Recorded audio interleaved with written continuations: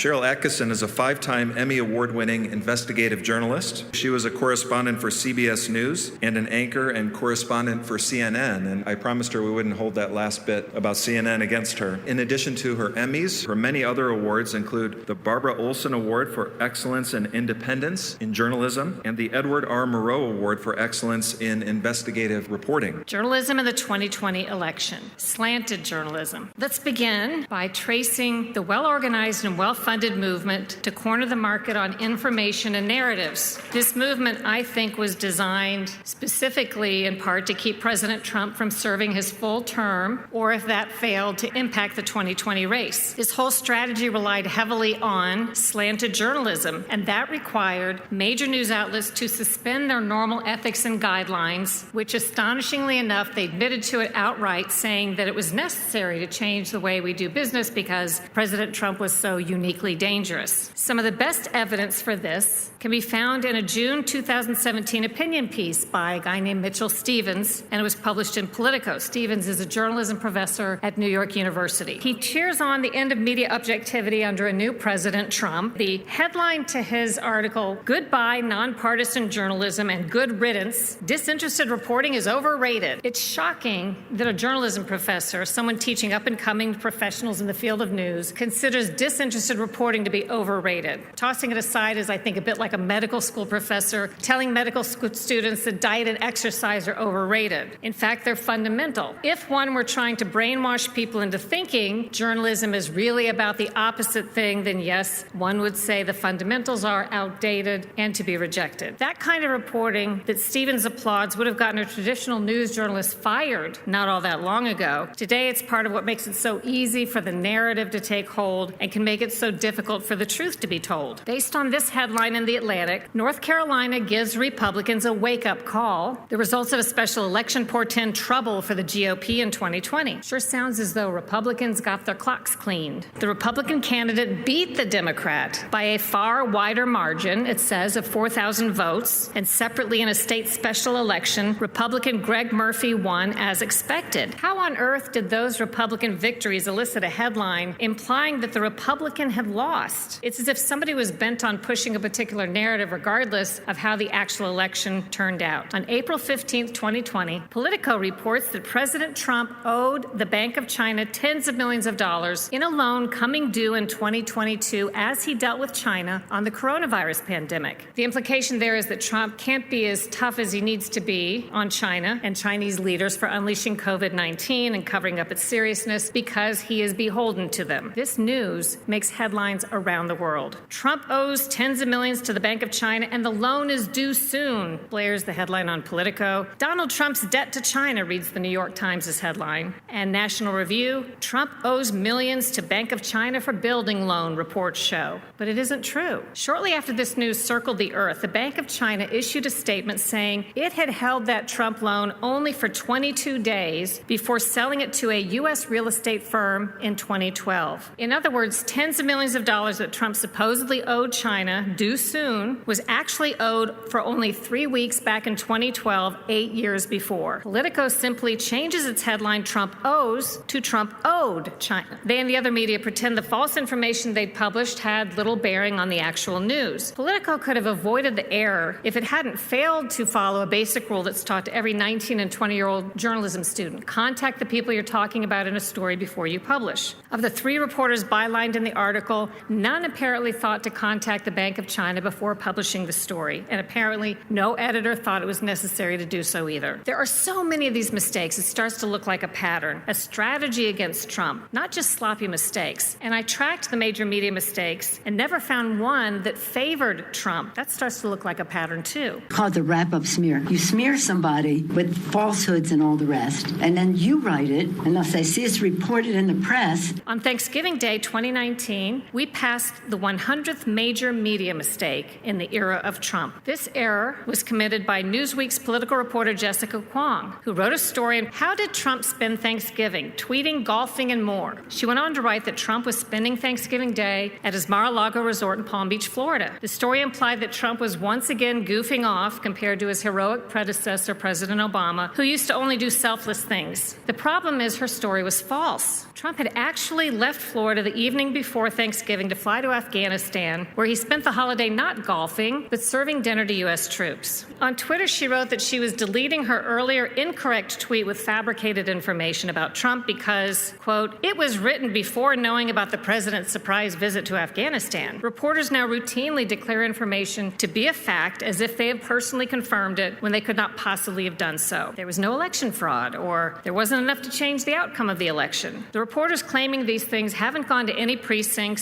and examined records or interviewed witnesses on the ground. They're just declaring something they want to believe as a fact. Collusion of people in the Trump campaign with the Russians. She reported false information as if she had checked it. Although Newsweek fixed the story, it didn't really correct it. Editors called the revision an update. Newsweek simply learned that its original report was false. That merits both a correction and an apology. Newsweek retained its false headline stating that Trump golfed on Thanksgiving. He didn't. NBC had generated a similar scandal less than a year before, also tying itself up into a pretzel to make it seem as if it had not bungled a story. The network published a headline blaring, Trump becomes first president since 2002 not to visit troops at Christmas time. The story claimed that Trump had broken from a recent tradition of actually visiting troops and wounded warriors. The article took multiple jabs at Trump to advance the anti-Trump narrative of a president who could not live up to the standards of his predecessors. What NBC did not know was that contrary to its reporting, Trump had left the White House late on December 25th to visit the troops in Iraq. What happened when the mistake was revealed is quite telling. Like Newsweek, NBC was unable to admit its mistake. Instead of a simple apology and that it had made an assumption without bothering to verify it, NBC published a lengthy editor's note, parsing the definition of what constitutes a Christmas time visit. Well, maybe Trump visited the troops around Christmas after all, and yes, he did leave the White House on Christmas to go to Iraq, but he did not arrive in Iraq until after the stroke of midnight. And the day after Christmas isn't really a Christmas time visit, is it? The NBC's editor's note reads,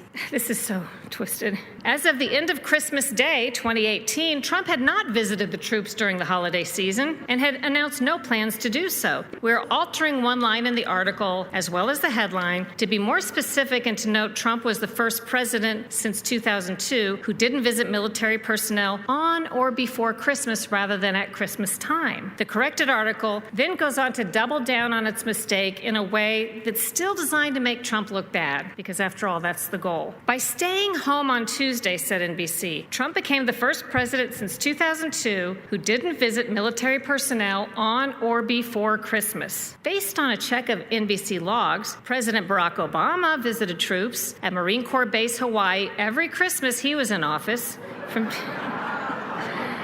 2009 to 2016. The new version of the story comparing Trump unfavorably to Obama and Bush goes viral. No attention is paid to NBC's mistake. It's like it never even happened. The focus becomes the newly revised scandal that Trump is the first president not to visit the troops on or before Christmas Day. One exception to the groupthink, NBC seemed intent on making the story be about whether they could technically defend that they hadn't jumped the gun and made a false assumption. NBC could have chosen numerous facts to highlight about President Trump if it were focused on disseminating information rather than generating a smear. It's called the wrap-up smear. You smear somebody with falsehoods and all the rest. It turns out President Obama never visited U.S. troops in foreign countries or combat zones on Thanksgiving or at Christmas time, as Trump had done twice by early 2020. The closest President Obama got was a visit to South Korea a week before Thanksgiving in 2009. President Bill Clinton was kind of close to a Christmas visit with a December 22nd, 2007 visit to Bosnia, but that was after the war ended. The annual Christmas troops visit that NBC rushed to credit Obama for, all of those had taken place not in a combat zone, but stateside, conveniently near Obama's home in Hawaii.